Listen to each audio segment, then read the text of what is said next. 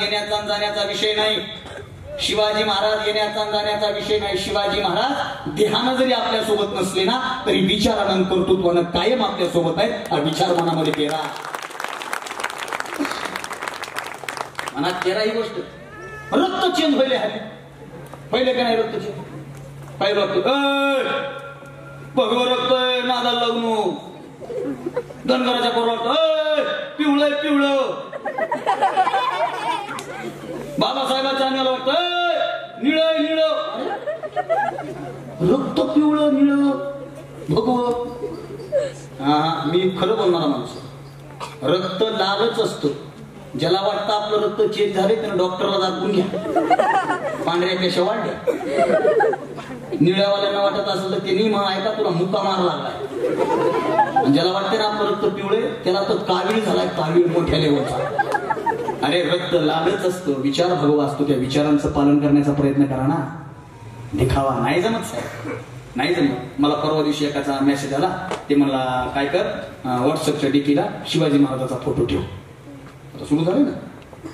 मी लय रिअल बोलतो. त्याला म्हणलं नाही ठेवतो. तो म्हणलं ठेव ना.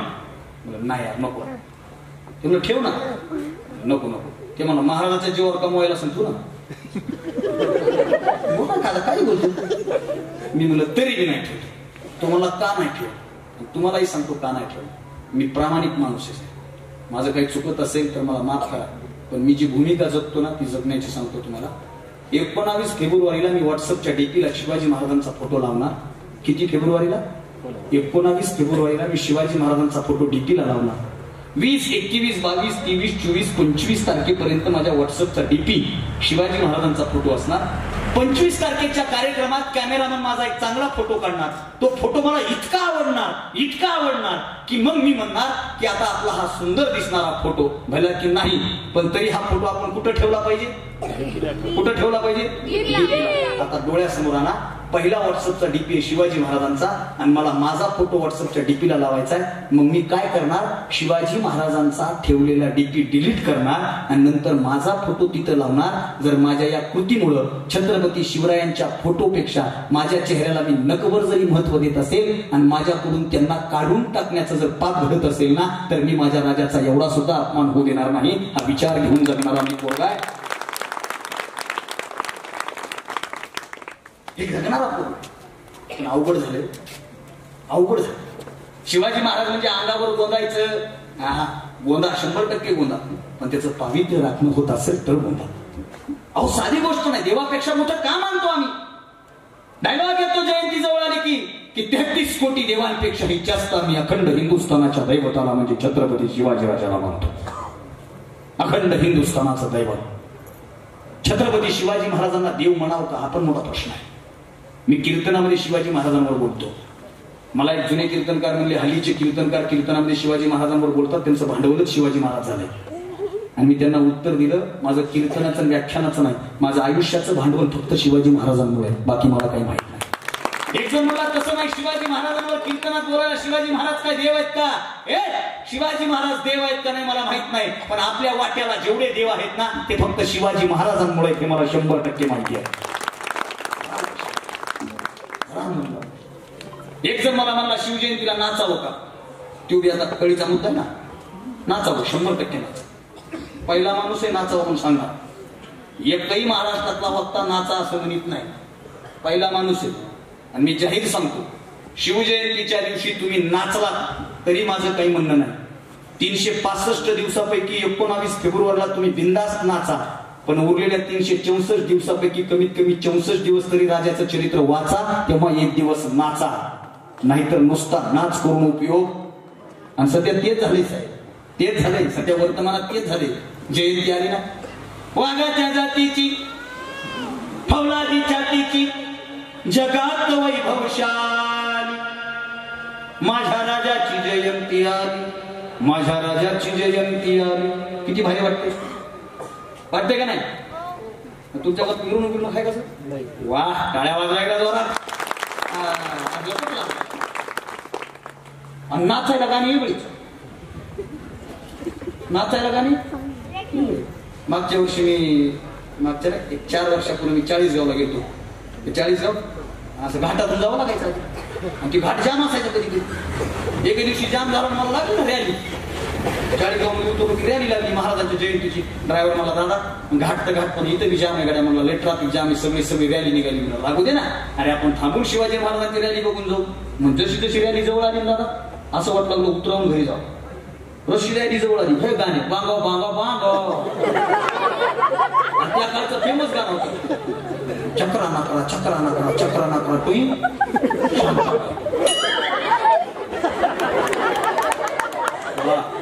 ते गाणं झालं, दुसरं गाणं लागलं, शांता झाली शालू झाली आता कुणाचं नाव आला बाबूराव. महाराज मनातल्या मनात म्हणत असतील यसाची होता, तानाजी होता, मदारी मेहता होता, बाबूराव कोण आहे? जयंती माझी आणि उदो उदो कोणाचा? बाबूरावचा. अख्ख्या जयंती दुसरं गाणंच नाही, बाबूरावचं गाणं. मला नंतर कळलं बाबूराव जास्त पट्टी दिली ती. काय चालू आहे? आमचं भान कुठं गेलंय? गाणं जरी लागलं ना जयंतीमध्ये, मला वाटतं गाणं चांगलं लागलं, पोवाड्यासारखं गाणं लागलं. खरं सांगावं, इथं बसले तरुण पोरं माझ्या समोर बसले, मी तुमच्याच वयाचा आहे. गाणं माणसाला जिवंत ठेवतात असं म्हणतात. पण वामनदादा कर्डक म्हणतात, मानसा इथे मी तुझे गीत गावेन, असे गीत गावे की ज्यात तुझे हित व्हावे. इथं बसलेला एक तरी माणूस आहे का पोवाडा ऐकल्यामुळे त्याला बोर झालं? दादा खरं सांगा बरं प्रामाणिकपणे, पोवाडा ऐकला आणि मला बोर झालं. आणि जो पोवाडा ऐकून ज्याला बोर होतोय ना, त्याला उद्या गावातल्या सगळ्यात उंच बिल्डिंगवर घेऊन जायचं. पुढचं काही सांगायची गरज? अरे पोवाडा ऐकलं की शहरात आला पाहिजे. ओम नमो श्री जगदंबे, ओम नमो श्री जगदंबे करुण प्रारंभे, ढप्पावर थाप तुंतुण्याचा, शाहीर हा महाराष्ट्राचा प्राण, शाहीर हा महाराष्ट्राचा प्राण, शिवप्रभूचं गात गुणगान जे पहिल्या नमन जिजामा त्याला, हे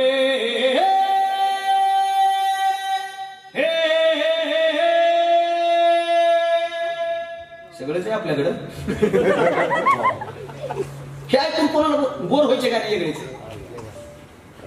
ते फक्त जयंती पुरते तुटे हे सांगत होतो मी. जयंती झाली ना डायलॉग कोणची गाणी तर इतके फालताड आहेत. तू धरती पे चाहे जहां भी रहेगी तुझे तेरी खुशबू से पहचान. तू माणूस आहेस का कुत्रा आहेस? कोण आहेस काय? मी तुमचा भाऊ आहे, ऐकायचं तर भारी ऐकायचं. जयंतीमध्ये गाणं वाजवायचं तर भारी वाजवायचं. ह्या मतावर मी ठाम. कोणाला पटेल नाही पटेल पण गरजेचं. ते गाणं किती व्हायरल झालं, हम सब मर्द मावळे बडे खुद्दार. किती किती गोड वाटतं ते गाणं. नाही त्याच्यावर मी मला पोळा तेवढे पोड्यावर नाचता येत नाही. नाचायची वेगळीच गाणं, 100% नाचा चांगल्या गाण्यावर. आणि शिवरायाचे गाणे प्रेरणा देतात. मागच्या वर्षी चेन्नईच्या कार्यक्रमातला माझा एक व्हिडिओ व्हायरल झाला. चेन्नईची लोक होती आणि एक गाणं मध्यंतरी महाराजांवर निघालं होतं. गाणं इतकं गोड होतं ना, सगळ्या पोरांनी त्या गाण्याचे शब्द ऐकले ना तर जीवनामध्ये कुणीच आत्महत्या करणार नाही, कुणीच. इतके गोड शब्द आहेत त्याच्यात. आणि त्या गाण्याच्या शेवटी बिडायला लावले, अरे आवडलं का गाणं? इतके गोड गाणे म्हणू का?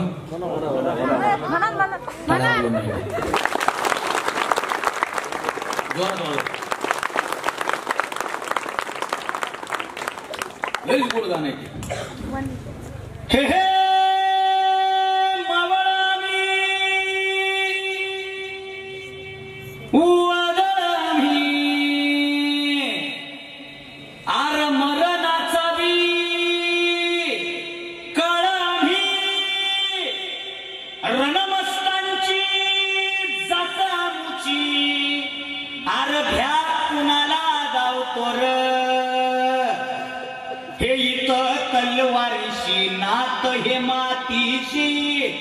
भाकर सरणावरची रोजर खायाची, रयतेचा राजा आम्ही हात रतयाच, शिकत नाही जवर कवर झुंजत राहायाच.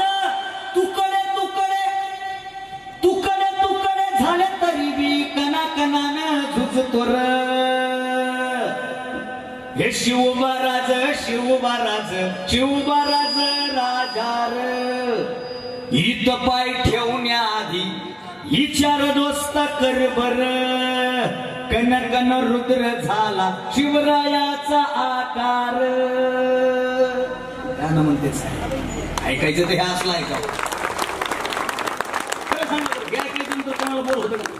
मोकळं सांगा हे ऐका ना, आमचं ऐकायचं नाही. आता तर लय एकल कोंडी झाली, पोरं बसलीत नाही. शिवचरित्र घेऊन पोरं निगेटिव्ह होतात आयुष्यात आणि स्वतःला मावळे म्हणतात. लक्षात ठेवा, जेव्हा जेव्हा तुमच्या आयुष्यात डिप्रेशन येईल ना आणि जेव्हा जेव्हा तुमच्या आयुष्यात निगेटिव्हिटी येईल ना, तेव्हा फक्त छत्रपती शिवरायांच्या जीवनातले प्रसंग डोळ्यासमोर येणार आणि आत्महत्येचा फास जवळ घेतलेला माणूस सुद्धा तोच फास असा हातामध्ये घेऊन पुन्हा जिद्दीनं नाही पेटला तर माझं नाव बदला.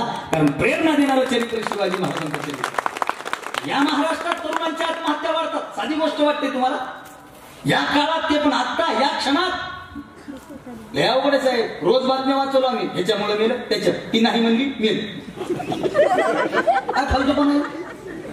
ती हो म्हणली आनंदात गेलो. अरे तुम्हाला धंदाच कळ ना. एकल कोंडे होऊ नका, एकमेकाला बोलते हो भावानं. असो, मला काय सांगायचं काय का. छत्रपती शिवाजी महाराजांच्या चरित्रावर एकच वाक्य सांगत असतो मी. Chhatrapati Shivaji Maharaj is not a fashion, Chhatrapati Shivrai is the passion. हा विचार ज्या दिवशी महाराष्ट्रातला तरुण करेल ना, त्या दिवशीपासून खरा हा जीवनाचा वेगळा प्रवास सुरू करताय. स्त्रियांचा सन्मान करायचा विचार करा. आणि खरं सांगू दादा, ज्याला शिवाजी महाराज कळाले ना, तो कधीच कोण्या स्त्रीचा अनादर करू शकत नाही. आणि इथं बसलेल्या सगळ्या लोकांना सांगणे, एकच सांगणे शिवजयंतीच्या निमित्तानं, शिवाजी महाराज की जय म्हणायचा अधिकार त्यालाच आहे जो आपल्या घरातल्या स्त्रीचा सगळ्यात मोठा सन्मान करतो.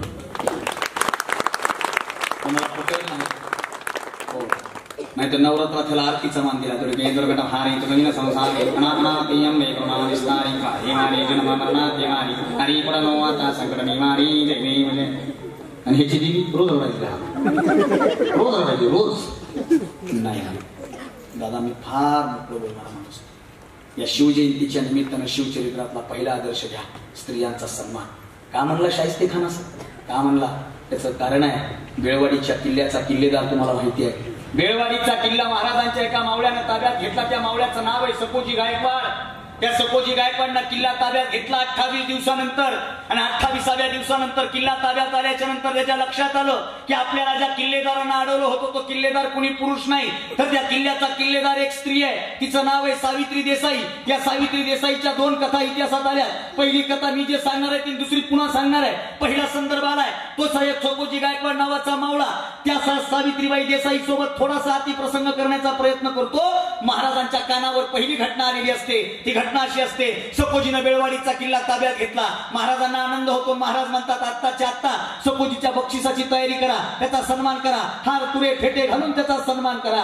आणि दुसरी बातमी वाऱ्यासारखी सकोजीच्या बाबतीत कानावर येते आणि महाराजांच्या कानावर बातमी पडते की सकोजीनं सावित्री सोबत अत्याचार करण्याचा प्रयत्न केला. महाराज म्हणतात सत्काराचं ताट परत करा आणि आत्ताच्या आत्ता सकोजीचे हातपाय कलम करा, त्याचे डोळे फोडा. सावित्री परक्याची असते म्हणून काय झालं आणि सकोजी आपला असला म्हणून काय झालं? या राज्यात प्रत्येक स्त्रीचा सन्मानच होणार हा विचार करणारा राजा छत्रपती शिवाजी राजा आहे. हा राजा आहे शिवाजी. अरे आता कितीतरी स्मारक आहेत. मी आलो तेव्हा इथे छत्रपती शिवरायांच्या भगव्या झेंड्याचं, बरोबर, मला वाटतं तुमची ती नियोजित स्मारकाची जागा पण असेल नाही का? परवानगी भेटली तर पुतळे बांधणं सोपंच आहे, पण पुतळ्याचं पावित्र्य राखणं फार कठीण आहे. तुमच्या या नगर आहे ना अहिल्यानगर, त्या अहिल्यानगर शहरचा डिवाइस माझा भाऊ आहे आणि त्याला आमचं एकाच विषयावर बोलणं झालं. तुम्हाला पुतळ्याची परमिशन द्यायला काही नाही रे, पण त्याचं पावित्र्य राखलं जात नाही, दुर्दैव आहे. महाराष्ट्रामध्ये तुम्ही रशियामध्ये गेलात ना कधी, तर रशियामध्ये गेल्याच्या नंतर रशियामध्ये प्रत्येक माणूस तुम्हाला दुसरं काहीच बघा म्हणत नाही, एकच गोष्ट बघा म्हणतो, काय? त्यांच्या राजाचा पुतळा. ते त्यांचा आत्मीयतेचा विषय. आणि आपल्या इथं पुतळ्यांची किती विचित्र अवस्था आहे. आपला पुतळा वारा आला तर धूळ झटकतील, पाऊस आला तर धुतला जातो. त्याच्या पलीकडे काय? त्याच्या पलीकडे काय? पण ऐका, मला काय सांगायचं, जी महत्वाची गोष्ट तुम्हाला सांगायची. माणूस मेल्याच्या नंतर त्याचे स्मारक होतात हे सगळ्यांना माहिती आहे. माणूस मेल्याच्या नंतर त्याच्या समाध्या होतात, माणूस मेल्याच्या नंतर त्याची मंदिरं होतात. आणि एक वाक्य सांगू का, या जगातला पहिला राजा ज्याचे जिवंतपणे स्मारक झाले त्या राजाचं नाव छत्रपती शिवाजी राजा आहे. मोठा इतिहास आहे. दक्षिण दिग्विजय जिंकायला निघालेले महाराज जेव्हा आंध्र प्रदेशमध्ये गेले तेव्हा श्रीशैल्यम मल्लिकार्जुनाच्या दर्शनाला महाराज गेले होते. आणि वैजनाथ मल्लिकार्जुनाच्या दर्शनाला गेल्याच्या नंतर महाराजांनी दर्शन केलं, महाराज बाहेर आले आणि महाराजांच्या लक्षात आलं की मंदिराचं बांधकाम झालंय पण इथले घाट बांधले नाहीत. घाट महाराजांनी लगेच तिथल्या स्थानिकच्या लोकांना बोलवून घेतलं आणि तिथले घाट बांधून घेतले. घाट कुठले? आंध्र प्रदेशचे. महाराज म्हणले असते हे आपल्या मतदारसंघात येत नाही. कशाला आपण बजेट टाकायची तिकडं महाराजांनी बाहेर राज्यात आणि एके दिवशी पुन्हा महाराज दर्शनाला गेले आणि सहज शिखराकडे बघितलं तर त्या शिखराचा एक चौथा कोपरा होता. तो चौथा कोपऱ्याचं बांधकाम अपूर्ण राहिलं होतं. महाराजांनी कारागिरांना बोलवून घेतलं, त्यांना लगेच पैसे दिले आणि त्या शिखराच्या बांधकाम करून घेतलं लगेच तो कोपरा. आणि त्या आंध्र प्रदेशमध्ये सगळे कारागीर चर्चा करायला लागले, अरे लय राजे आले लय राजे गेले पण पाया पडून मोकळे झाले, फक्त रुबाब दाखवून गेले. हा पहिला राजा आहे ज्या राजानं आपलं इथं घाटं बांधले, शिखराचं सुद्धा बांधकाम पूर्ण केलं. कोण कुठला महाराष्ट्रातला राजा इथं येतो आणि आमच्या आंध्रातलं मंदिर बांधून जातो, ही त्या लोकांना गोष्ट भावली. मग आपल्याला या राजाचं मोठेपण कळावं पाहिजे, आपल्याला या राजाचं मोठेपण लोकांना समजून सांगितलं पाहिजे, काय करावं काय करावं काय करावं. त्यातला एक कारागीर म्हणला, अरे एक काम करून आपण त्या शिखराच्या वर आपल्या त्या राजाचाच आपण पुतळा बसू ना, म्हणजे सगळ्याला कळेल की या शिखराचं बांधकाम राजानं केलंय. आणि शिवाजी महाराज जिवंत असताना आदरांजली म्हणून आणि मान म्हणून त्या तिथल्या कारागिरांनी छत्रपती शिवरायांची प्रतिमा त्या आंध्रातल्या शैल्यमच्या मंदिराच्या शिखरावर बसवली. हे पहिलं स्मारक आहे शिवाजी महाराज जिवंत असताना. कर्नाटक नावाच्या राज्यामध्ये धारवाड नावाचा तालुका आहे आणि त्या धारवाड नावाच्या तालुक्यात मारुती मंदिरामध्ये शिवाजी महाराजांचं एक स्मारक आहे. ते स्मारक म्हणजे यल्लामा देसाई नावाच्या, सावित्रीबाई देसाई नावाच्या स्त्रीने निर्माण केलेलं आहे. दोन कथा आल्या. दादोजी नावाच्या जेव्हा सरदारानं तिला बंदिस्त केलं आणि बंदिस्त करून निघाला तेव्हा एक पाळण्यातलं बाळ तिनं उचलून घेतलं पोटाशी आणि ती म्हणजे 2 मिनिटं थांबा. बाळ घेतलं, शिवाजी राजाच्या दरबारात उभं केलं. सगळ्यांना इतिहास माहिती आहे. शिवाजी राजाच्या दरबारात उभं केलं ना, ते उभं केल्याच्या नंतर तिनं ते बाळ घेतलं, शिवाजी राजाच्या मांडीवर दिलं आणि शिवाजी राजाने त्या बाळाकडे पाहिलं. शिवाजी राजानं मावळ्याला खुणवलं. मावळा दुधाचा लोटा आणि चमचा घेऊन आला. राजानं त्या चमच्यानं त्या बाळाला दूध पाजलं आणि ती सावित्री म्हणते, ती सावित्री म्हणते, तुमचं वैर माझ्यासोबत आहे, जी काही शिक्षा द्यायची ती मला द्या, या बालकाला काही करू नका. आणि छत्रपती शिवाजीराजे म्हणाले, ताई घाबरू नको, तू ह्याला माझ्या मांडीवर ठेवलंस, याचा अर्थ तो आतापासून माझा भाचा आहे आणि जगातला कुठलाच मामा भाच्याचा काय ठरू शकत नाही, हा विचार करणारा राजा छत्रपती शिवाजीराजा आहे. तिचं वतन तर घेतलंच नाही, तिला दुसरं वतन लावून दिलं आणि भाच्याच्या दूध भातासाठी दुसरी जमीन दान दिली. हा इतिहासातला घटनाक्रम आहे. आणि मग त्या देसाई त्या सावित्रीनं त्या मारुतीच्या मंदिरामध्ये या क्षणाची आठवण म्हणून एक शिल्प कोरलंय. आणि ते शिल्प कसं आहे, शिवाजी महाराजांच्या मांडीवर एक बाळ आहे आणि त्या बाळाच्या समोर त्याची आई उभी आहे. ती आठवण म्हणून ते तिथं कर्नाटकामध्ये छत्रपती शिवाजी महाराज जिवंत असताना दुसरं स्मारक तयार झालेलं आहे. हे शिवरायांचं वेगळेपण आहे. शिवाजी महाराजांचं चरित्र आहो तुम्हाला आम्हाला काय प्रेरणा देतं, बाहेरच्या लोकांना प्रेरणा देतं. स्वातंत्र्यपूर्व काळामध्ये स्वातंत्र्य भेटण्याच्या अगोदर नेताजी सुभाषचंद्र बोस तुम्हाला सगळ्यांना माहिती आहे. आणि नेताजी सुभाषचंद्र बोसांना जेव्हा इंग्रजांनी कैदेत ठेवलं होतं ना, ते कैदेत असताना नेताजींच्या हातामध्ये शिवचरित्र पडलं. आणि शिवचरित्रातला कुठला भाग वाचला नेताजींनी, तर शिवचरित्रातला आग्र्याच्या सुटकेचा भाग वाचला नेताजींनी.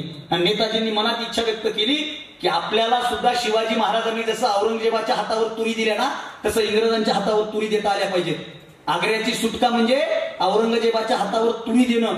हा छत्रपती शिवरायांच्या आग्र्याच्या सुटकेचा इतिहास आहे.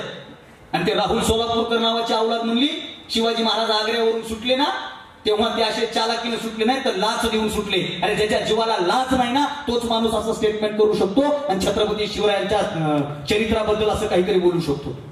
तो म्हणला हिरकणी नावाचं प्रकरणच घडलं नाही, मग बुरुज काय ह्याच्या बापानं बांधला, काय घडतच नाही मला. एक जर म्हणजे तुम्ही लईच बोलायले त्याच्यावर नाही बोलायचं तर मग काय शांत बसायचं सांगा मला तुम्ही.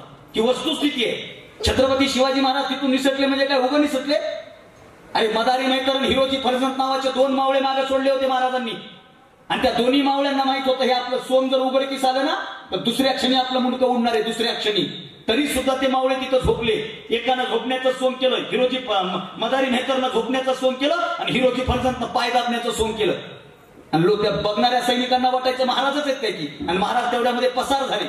आणि नेताजी सुभाषचंद्र बोसांनी याचा अभ्यास केला आणि त्या अभ्यासांती सोंग घेऊन इंग्रजांच्या हातावर तुरी घेऊन नेताजी सुभाषचंद्र बोस फरार झाले, तिथून निसटले. कशामुळं, शिवचरित्रामुळं. आणि पुढे इतिहास असा आहे, छत्रपती शिवाजी महाराजांच्या जीवनातला आदर्श काय. नेताजी सुभाषचंद्र बोसांनी आझाद हिंद सेनेची स्थापना केली, सगळ्यांना माहितीये. तुम मुझे खून दो मैं तुम्हें आजादी दूंगा हा नारा सुद्धा दिला. आणि तेव्हा लक्षात आलं नेताजींच्या लक्षात आलं की आपला दुश्मन इंग्रज आहे. आणि त्या काळामध्ये दुसरा एक आता इंग्रजांचा दुश्मन आला होता जर्मनचा, त्याचं नाव हिटलर. कोण आता, हिटलर. नेताजी हिटलरला भेटायला गेले आणि हिटलरला भेटायला गेले ना तेव्हा हिटलर एक पुस्तक वाचत बसला होता. नेताजींचं स्वागत वगैरे झालं आणि हिटलरनं नेताजीला विचारलं कसं काय येणं केलं नेताजी. आणि हिटलरला नेताजी बोलले की तुमचा दुश्मन आणि माझा दुश्मन एकच आहे और दुश्मन का दुश्मन अपना दोस्त होता है. मग आपल्या दोघाचा दुश्मन जर एक आहे ना, तर मला तुमची मदत पाहिजे. मला इंग्रजांना हरवायचंय. आणि नेताजी सुभाषचंद्र बोसांना हिटलर नावाचा व्यक्ती तो जग जिंकायला निघालाय, तो हिटलर नावाचा काय म्हणतो सेनापती, तो हिटलर काय म्हणतो, नेताजी तुम भारत से आए हो. आणि मी जे पुस्तक वाचतोय ना, आता जे मी पुस्तक वाचतोय त्या पुस्तकाचं नाव आहे गोरिला नीती. मी गोरिला नीतीचा अभ्यास करतोय. ही गोरिला नीती म्हणजे शिवाजी महाराजांचा गनिमी कावा आहे. आणि शिवाजी महाराजांच्या गनिम्या काव्याचा अभ्यास करून मी जग जिंकायला निघालोय. आणि नेताजी ते शिवाजी हा चरित्राचा भाग जर भारतामध्ये असेल आणि हा जर हिटलरला कळाला असेल आणि तो जर आम्हाला कळाला नसेल, तर मग सांगा आम्ही जास्त दुर्भाग्य आहेत का ते जास्त दुर्भाग्य आहे. शिवाजी राजाच्या चरित्राचा आदर्श हिटलर सारख्या राजाने घ्यावा, तुम्हाला ही साधी गोष्ट वाटते. आणि त्याच्या जीवावर त्यानं जग जिंकायचं स्वप्न पाहावं. शिवाजी महाराजांची लढाई म्हणजे अशी स्वप्नात घडल्यासारखी नाही ताई. अफजल खानाचा वध तुम्हाला सहज पोवाड्यामध्ये ऐकायला बरा वाटतो. प्रतापगडच्या पायथ्याशी खान, प्रतापगडच्या पायथ्याशी खान, आला गे गुमान नाही त्याला. मन वाटतं प्रसन्न. आला नाही, आणला. आणि कसा आणला? 40,000 ते 20,000ची फौज घेऊन निघालता. 20,000ची. कोण? अफजल खान. आणि महाराजाचं सैनिक किती होतं? 7,500. महाराज म्हणले यार तानाजी वाढव की. तानाजी म्हणला बस फुल स्टॉप, ह्याच्यावर एक बी वाढू शकत नाही. कमी होतील पण वाढणार नाही, काही केलं तर वाढणार नाही.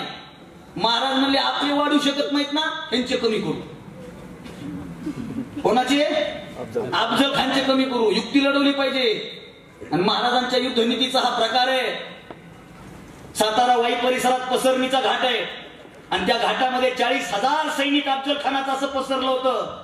20,000 जाग्यावर गार केलं. जाग्यावर उठलंच नाही. 20,000 राहिलं. 20,000. 20,000 सैनिक निघालं पुन्हा प्रतापगडाकडं.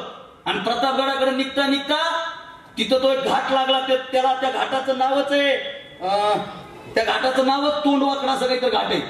तिथं जायचं म्हणलं की तोंड वाकडच होतंय, जाऊ शकत नाही, एवढा कठीण घाट आहे. महाराजांनी पुन्हा अक्कल लढवली. तिथं 10,000 गायब केले. 40,000 घेऊन निघालता, 10,000च राहिले. पुन्हा प्रतापगडच्या पायथ्याला येईपर्यंत 2-4,000 राहिले. आणि पुन्हा महाराजांनी विरोध दिला. भेटायला यायचं असेल ना तर पायथ्यापर्यंत 1000च आणा आणि वैदिक भेटायच्या वेळा 10,000 सोबत घ्या. किती घेऊन निघालता? किती? महाराजांनी संख्या कितीवर आणली? 10वर. याला शिवाजी राजा म्हणतात. आपण असतो तो 40,000. आपलं कुठं जीवा लावलं. आपलं वाढवता येत नाही ना, दुश्मनाचं कमी करा. ही नीती महाराजांनी वापरली. आणि आणखीन एक सांगू, शिवरायांच्या इतिहासाचा जर बारकाईने अभ्यास केला ना, एक युक्ती आणि एक युद्ध नीती चरित्रात 50 वर्षाच्या वयामध्ये महाराजांनी एकदाच वापरली. एकदाच, नंतर नाही वापरली. एक मावळा एकदाच वापरला, नंतर नाही वापरला. जरा बारकाईने इतिहास वाचा. महाराज अफजल खानाच्या भेटीला निघाले. हा, आणि सगळे मावळे मी येणार, मी येणार, मी येणार. आणि महाराजांनी सोबत कोणाला घेतलं? जीवा महालेला. आणि सगळे मावळे म्हणले जीवा महालेला कस काय? तो लाडका आहे का तुमचा? त्यालाच कस काय? आम्हाला येऊ द्या की. महाराज म्हणले नाही. अफजल खानासोबत कोण आले? सय्यद बंडा. आणि सय्यद बंडा कशासाठी प्रसिद्ध आहे? दांडपट्ट्यासाठी. आणि आपल्यामध्ये सगळ्यात चांगला दांडपट्टा कोण चालवतो? तर जिवाजी महाले चालवतो. म्हणून जिवाजीची निवड केली. ही पारख माझ्या राजाची होती, तेव्हा अफजल खान फाडला. साधी नाही गोष्ट, साधी गोष्ट नाही. चाळोजी माळोजी सोबत घेतले, निघाले महाराज. महाराजांनी ओळखलं. आणि तुम्हाला सांगू, जाताना जीवा महालेला एकच गोष्ट सांगितली होती महाराजांनी. जीवा, तू आमच्याकडे बघायचं नाही, तू अफजल खानाकडे बघायचं नाही, तू कृष्णा भास्कर कुलकर्णीकडे बघायचं नाही, तू वकिलाकडे कोणाकडेच बघायचं नाही. तुझी नजर सय्यद बंडावरून हुकली नाही पाहिजे. सगळ्याला काम लावून दिले होते, सगळ्याला काम, प्रत्येकाचे काम. भर 12 वाजता निघाले महाराज. का 12 वाजता निघाले? युद्धनीती त्याच्या पाठीमाग. 12 वाजता सावली पायाखाली असते आणि प्रतापगडच्या पायथ्याला खान आहे. ऊन डायरेक्ट त्या पालावर पडलं तर त्या पालातल्या हालचाली महाराजांना दिसत होत्या. पण पालातल्या लोकांनी वरगडाकडे बघितलं ना, सूर्याच्या बिंबानं वरलं काहीच दिसत नव्हतं. ही युक्ती आणि ही शक्ती फक्त महाराजांच्या ठिकाणी होती, म्हणून स्वराज्य उभं राहिलं. आणि सगळ्यांना माहिती, अफजल खानाला भेटायला गेले आणि सय्यद बंडानं असं वर फक्त दांडपट्टा फिरवल्याबरोबर जीवा महालेनं वरच्यावर हात उडवला होता, वरच्यावर. आणि मग इतिहासात वाक्य आलं होते जीवाजी म्हणून वाचले शिवाजी. साधी गोष्ट नाही. मग मावळ्यांना कळलं का शिवाजीची निवड केली होती. अफजल खान मारला तेव्हा यसाजी कम होता का? होता यसाजी कम? यसाजी कम कुठं? कुतुबशहाच्या दरबारात. कुतुबशहाच्या दरबारात तानाजी होता. तानाजी कुठं? कोंढाणा घ्यायला. कोंढाणा घ्यायला मदारी मेहतर होता का? नाही. मदारी मेहतर कुठं? आग्र्याच्या सुटकेला. हे युद्धनीती आहे, जरा बारकाईनं वाचा, नीट अभ्यासा. पुन्हा नाही, विषयच नाही, साधी गोष्टच नाही. कुतुबशहाच्या दरबारातला किस्सा सगळ्यांना माहितीये. महाराजांनी अभिमानानं सांगावं माझा एक एक मावळा 10 हत्तीसारखा आहे. आणि कुतुबशहानं महाराजांना टिपचा, हो राज तुमचा एक एक मावळा हत्तीसारखा आहे ना, मग उतरावा एखादा मावळा आमच्या हत्ती सोबत लढायला. आणि महाराजांनी यसाजीकडे बघितलं. यसाजी म्हणला महाराज फक्त आज्ञा द्या. महाराजांनी इशारा केला आणि यसाजी उतरला लगेच मैदानात. हत्तीची चाल, हत्ती आला धावत धावत. आणि हत्तीचं वैशिष्ट्य, हत्ती लवकर उतरून घेऊ शकत नाही. पटलं, हत्ती लवकर उतरून घेऊ शकत. अरे यसाजी 2 पायाच्या मधून शिरला, सोंडीवर पाय दिला, हवेत गेला, हवेतल्या हवेत सोंड एकीकडं हत्ती एकीकडं. टाळ्यांचा जय जयकार झाला आणि दरबारामध्ये कुतुबशहाची मान खाली गेली. आणि मग राजे म्हणले हाय का नाही माझा एक एक मावळा हत्तीसारखा? साधी गोष्ट वाटते? पुढं सांगू का? अफजल खानाचा कोतळा फाडला महाराजांनी आणि महाराज परत निघाले. साळोजी माळोजी परत पळत गेला. आणि त्यानं काय केलं माहिती का? काय केलं? मुंडकं कापलं. महाराज आजूबाजूला बघायला. महाराज म्हणले अरे 10 जण आले, 9 दिसायले, जावं कुठे कुठे बघा बघा बघा. दुसरीकडे गेलं नाही ना. सध्या भीती ना, सोबत कुठे कुठं कसं जाईल ती नाही का? कळलं काहीला उद्या कळलं. सोबत असलेलं कधी कोण कुठं कशी उडी हाणील हे बातमीत कळायली सध्या. तेवढं काही कळत. महाराज म्हणले अरे हाय कुठं बघा. आणि ते आला अफजल खानाचं मुंडकं घेऊन. महाराज ते आणाय गेल तू. आणि कशाला आणलंस? मेलता की तो? नखानं मेला नाही तर? अरे तो मरणारच होता. नाही नाही नाही उगं काही चूक झाली तर? अरे पण तो मरणारच होता ना. आम्ही वाघ नकामध्ये विषच असं होतं की ते शरीरात गेले की माणूस मरणार म्हणजे मरणार. नाही पण तरी मी मेला नसता तर चल बाबा. पुढं सांगू, इतिहास इथं संपत नाही. अफजल खानाचं मुंडकं जेव्हा गडावर गेलं ना, तेव्हा माँसाहेब जिजाऊंसोबत झालेल्या आणि सगळ्यांसोबत झालेल्या संवादानुसार अरे त्याच अफजल खानाची कबर सन्मानपूर्वक छत्रपती शिवाजी राजानं बांधली. का माहितीये का? कारण दुश्मन मरेपर्यंत त्याच्यासोबत वैर होतं, मेल्याच्या नंतर वैर संपलं. हा विचार जपणारा राजा. पण आता त्याच कबरीवर काय काय सुरू आहे ते पण लय मोठं दुर्भाग्याची गोष्ट आहे. हे इतिहासच आम्हाला कळू दिला, आम्हाला सांगूच दिला नाही, आम्हाला समजूच दिला नाही. म्हणून लक्षात ठेवा, या गोष्टी बारकाईनं पाहतो. हजारो मावळे मेले. का मेले बरं मावळे? मोकळं सांगून. काय काम धंदा नव्हतं म्हणून. अहो भांडणं लागायचे मावळ्यांचे. भांडणं का? कशासाठी? मला जाऊ द्या, मला जाऊ द्या, मला जाऊ द्या. तू पुढच्या भांडणं लागायचं ना. तुम्ही तो अजय देवगणचा पिक्चर बघितला आला तानाजी. आणि त्याच्यात तो चुलत्या दाखवलाय काड्या करणारा. आणि त्याचं नाव काय दिलंय? चुलत्याच आहे ना. चुलत्याच नाव आहे त्याचं. कैलास कांबळेनं कैलास वाघमारेनं भूमिका केली. माझा मित्रच आहे आणि त्यानं भूमिका केली. आणि तवा काय सुरू होता संवाद? हर बार आप तानाजी कोई बेचते हो, मुझे क्यों नहीं बेचते? आपल्याकडे मरायला आम्हाला जयंती यायला टाइम नाही. आम्हाला ऑफिस आहे, आम्हाला काम आहे, आम्हाला दुकान आहे, शेतात आहे, द्राक्षाला कोला लागलाय. अरे आता उसाला लागते म्हणतात तुमच्याकडे द्राक्ष आहेत म्हणून म्हणलो. तुम्हाला चुकलं वाटलं काय? तुमच्याकडे द्राक्षाचा पट्टा आहे म्हणून म्हणलं. आणि म्हणत होते. का म्हणत होते? चला सोडा. का म्हणत होते? प्रश्न पडला पाहिजे. एका इतिहासकाराला प्रश्न पडलाय भावांनी. काय प्रश्न आहे? त्यानं स्पष्ट मांडलंय. न जाने मराठों में क्या बात थी, न जाने शिवाजी राजा में क्या बात थी. ये मराठे कभी झुकते नहीं थे, ये मराठे कभी हटते नहीं थे, न ये मराठे कभी किसी के साथ टिकते थे. न जाने उस मराठों के औलाद को उनके अम्मा ने क्या